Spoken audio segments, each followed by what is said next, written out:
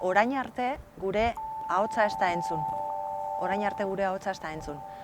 Eta ez dago gure ahotsaz sorturiko memoriarik, ez dago, gure ustetan. Eta memoria sortzeko eta erreparazioa lortzeko gure ahotsa entzun behar da, lehenik eta behin hori. Memoria eraikiz izenburu moduan, guretzat perfecto dago, ze ez dago memoria hori. Guk ez dugu memoria hori eraiki. Memoria hori egiteko dago.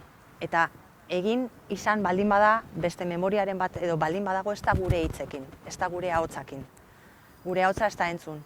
Emakumeen ahotsa beti isildua izan da, betidanik. Eta indarkeria jaso dugun emakumeen ahotsa are gehiago. Ez dago halako memoriarik. Hori lantzia, horri lekua emotia, vitala da memoria sortzeko. Bestela ez dago memoriarik. Hitz egiten ez dan horretaz, ez du existitzen. Guk kolektibo moduan prozesu hori indartzeko lanian gabiz. Prozesu hori zela da, lehenengo ulertu inbia da, ze gertatzen zaizun. Ze pasau da, zer bizi izan dozun, eta zergatik bizi izan dozun hori. Ulertu. Gero hori zelabait onartu. Onartu eta horrekin esan, bale, hau da, daukadana, orain zer egin behar dut. Gero, zaurixak zaindu, leundu eta garbitu. Eta bukaeran hori transformazio bat. Hori zelabait ezina sormen bihurtu. Zure, ni neu, ni zein naizen, hori berriro be berreskuratu. Prozesua hori da. Bueno, gure kasuan hori izan da.